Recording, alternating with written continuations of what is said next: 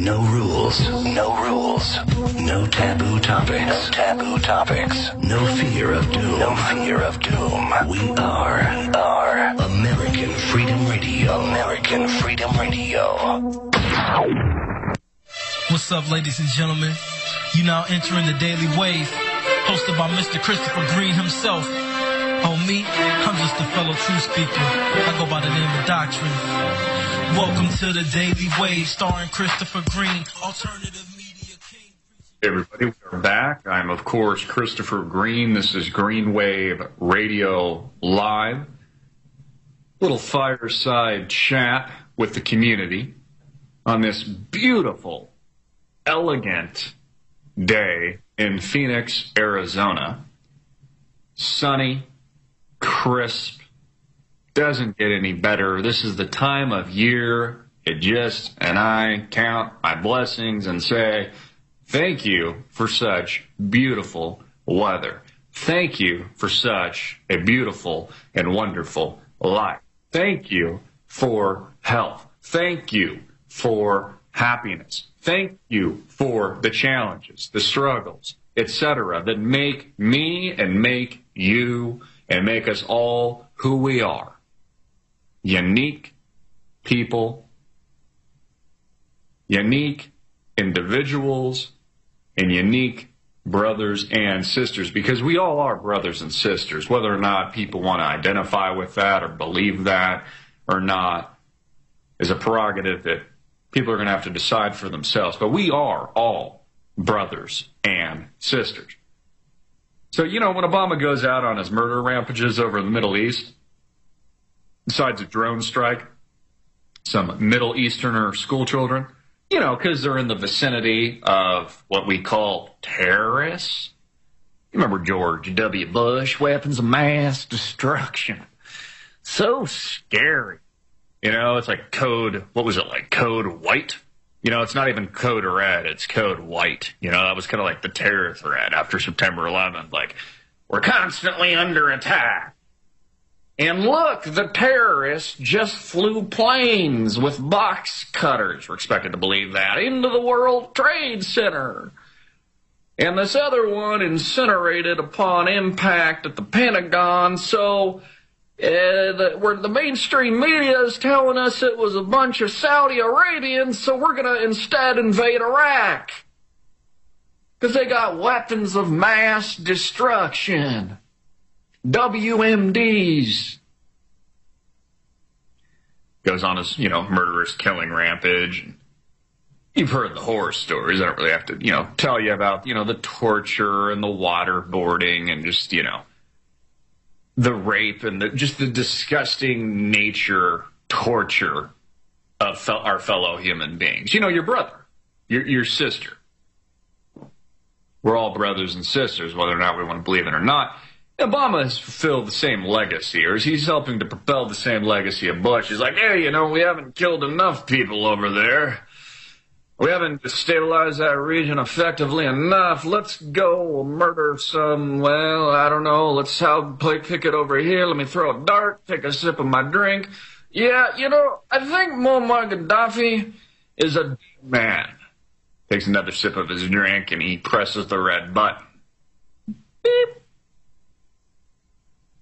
All of a sudden, we're watching him be murdered via a live stream on YouTube, and America's like happy about it.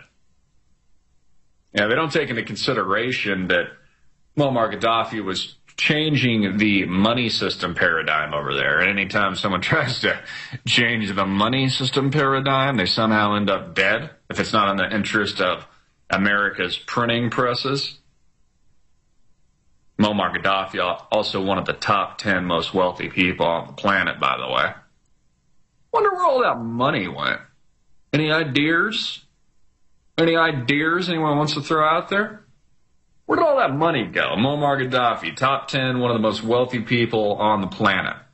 Conveniently whacked by President Barack Obama. It's like all the reserves we found and have found and we've identified in Afghanistan, for example. Trillions of dollars worth of raw materials that we need, things to make like silicon chips that we put in our computer systems. People, hey, how do they make those? Well, they're digging it out of the caves of Afghanistan. Sell you on the idea that we're there for terrorists. You can't find Osama bin Laden. We don't know where he is.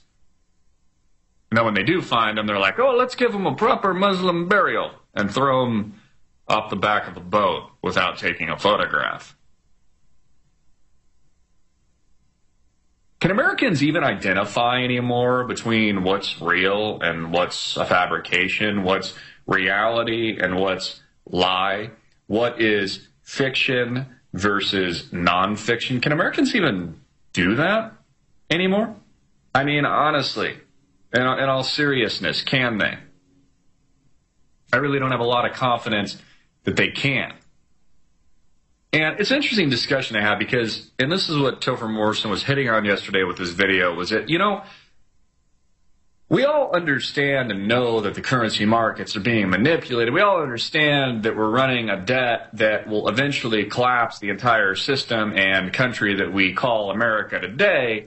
We know because we can't even service the interest payments that we're in deep doo-doo, and that because we're repeating the same mistakes that ancient civilizations like Rome committed before their collapse and their fall, like occupying every country on the planet, using just one example.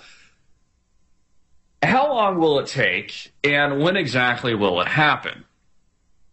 And these are very important questions to ask because we know with 100% degree of certainty, of course, America will collapse. That's just, every great civilization has. But the bigger piece of the puzzle is when. How much longer can Ben Bernanke keep the system up?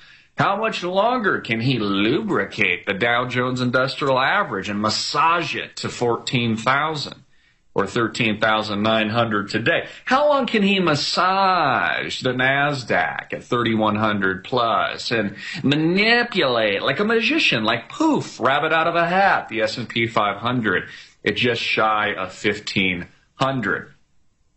How long can he do this? How much time does he have? A day? A couple days? A week? A few weeks? A few months? A few years? A couple decades? How long does he have? How much time does President Barack Obama have where he has to look America in the eye and say, yeah, it's World War? I can't wait for the look on people's face like, oh my God, World War III is here.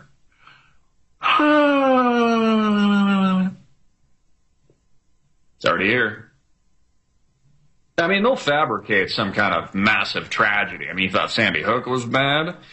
You thought the blood on Obama's hands for the murder of Muammar Gaddafi was rough? You thought the killing of dozens and dozens of innocent Middle Eastern school children, women and children was bad? Wait till they fabricate what they're going to need to get this war on the agenda. More importantly, get the Americans behind it. You got to start thinking like your enemy. You got to start thinking like the criminals. Like, what would the criminal do? Kind of twirling my thumbs over here. What would they do? How evil are they?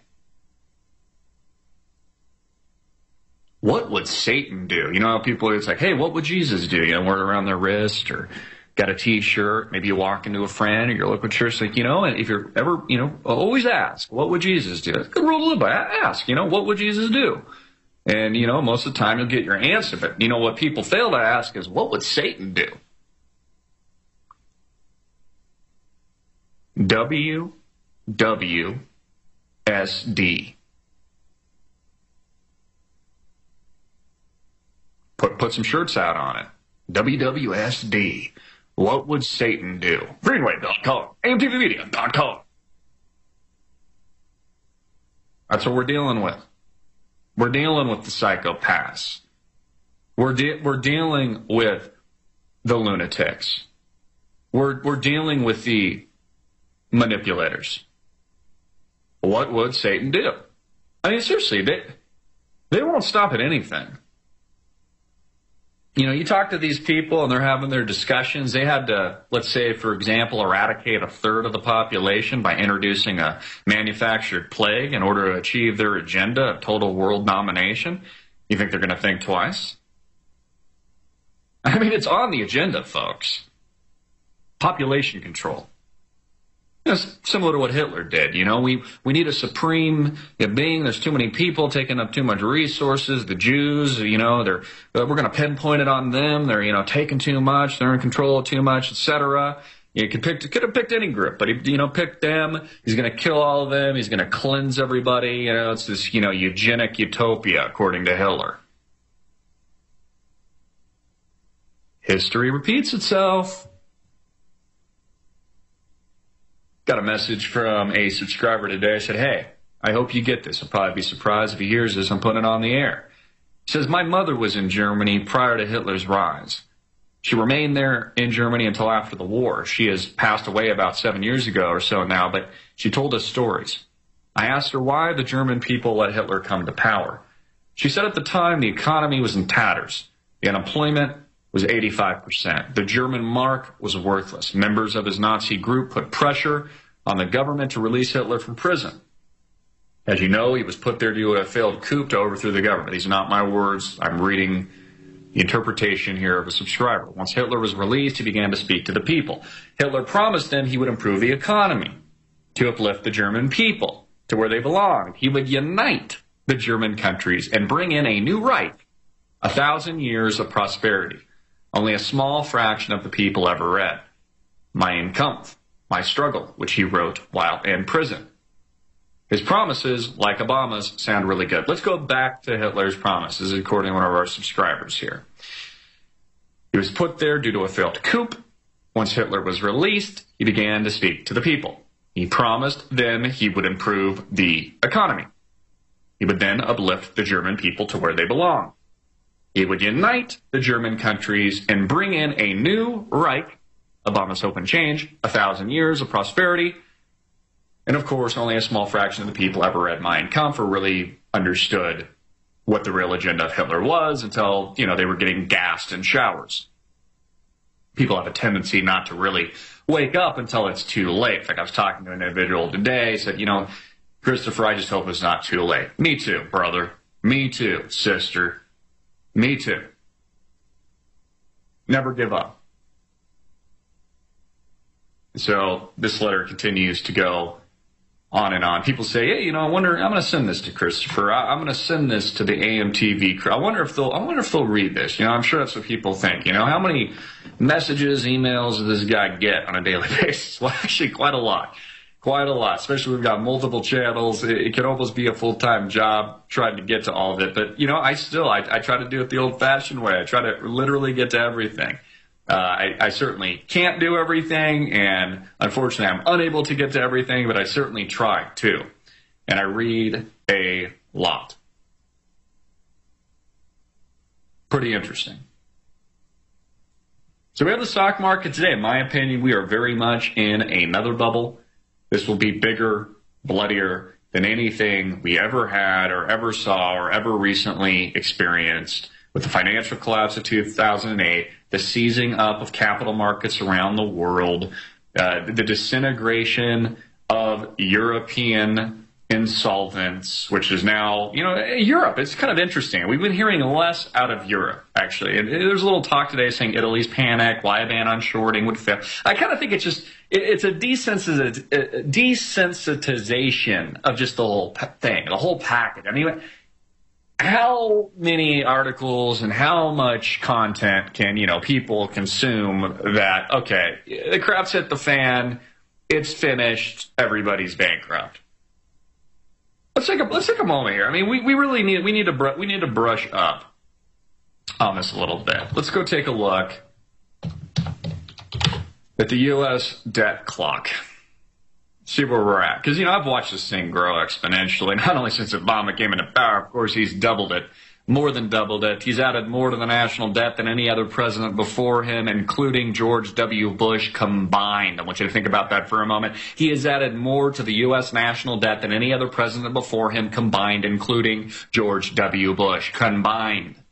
The national debt today, $16.5 trillion and growing. That's 52,583 debt per citizen. That's 146,000 per taxpayer. U.S. federal spending, $3.5 trillion. U.S. federal budget deficit, $1 trillion.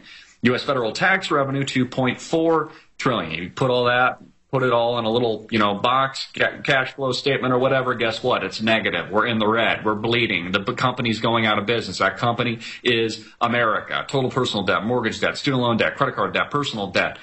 All of this in the money creation process, Federal Reserve monetary base, M2 money supply, treasury securities, currency, credit derivatives, U.S. debt held by foreign countries like China, U.S. trade deficit with China, imported oil, black gold. Put all this together, roll it up in a little pot, you realize we're broke. What do? We're broke. I don't know. Print more money? Ben, hit print more money. Helicopter Ben, let's do more money. We don't know really what to do. We're broke. Sell the American people on the idea that things are actually working out. In fact, let's manipulate the stock market, blow up an even bigger bubble. Banks can make even more money than they did before prior to 2008. This is how we'll work it. We'll manipulate, we'll con, we'll do everything we can. Possible. Humanly possible. This is what we'll do. Obama's like, okay, I'll take those notes. Thank you very much. Appreciate it. Constituents, this is what you're telling me to do. Okay, cool. I'll get in front of the teleprompter. Yeah, I'll tell the American people on hope and change. I'll lie to their faces. I'll be an idiot in a lot of respects. Yeah, I'll take it on the backs. I'll take it on my back. Write a couple books afterwards. That's when the real bucks come in, too. And then you'll blame it on the other guy. It was my fault. It's like about those George W. Bushes. And then, the next guy, well, actually, it's going to be gal, Hillary Clinton, it was Obama's fault. Not my fault. And then she'll probably blame Bush, too. It was the Bushes. Those darn Bushes. Couldn't get their, fingers. It's the Republicans' fault. Who cares about Republicans, Democrats, Independents, anyone anyway? I mean, there is no system. We don't have a system, but we do have a national debt of $16.5 trillion and growing. We do have national insolvency, national bankruptcy. We have a private market that many people in America no longer trust, don't know where to put their money. That's why they're buying gold and silver. Anything tangible, they're putting it in the land, don't really know. They don't know how long it can last, but they're operating on fear because fear is what is being sold to us. Fear, fear, fear, fear, fear. Greed, fear, greed, fear, greed, fear, greed, fear. That's how they keep the American system, capitalism, going. I'm not a critic necessarily of capitalism, although there are things to criticize about. It is not perfect. However imperfect, it's worked out pretty good. Fear, greed, fear, greed, fear, greed. Where were we in 2008? Fear. Where we are today? We're starting to get kind of trickle from fear to a little bit of greed again. I'm starting to see that again. Hence, another bubble could be on the horizon. Interest rates are low. You keep those rates low forever. It helps us to service the interest payments. It creates inflation that makes it easier to service those interest payments with weaker dollars by raping and pillaging the American people at the same time. Because again, it has nothing to do with the American people. It has to do with servitude. It has to do with your bondage, your slavery. Take this mortgage. Take that car loan. Yeah, we'll give it to you 0% interest rates or 2%, 3%. When those interest rates go up, your credit card, you'll be unable to pay them because it'll just go through the roof. You'll be bankrupt. You'll be insolvent. We got you by the balls. That's how it works here in America. U.S. debt to infinity. Be right back. Christopher Green, hard hitting in your face, greenwaveradio.com. Peace. Woo!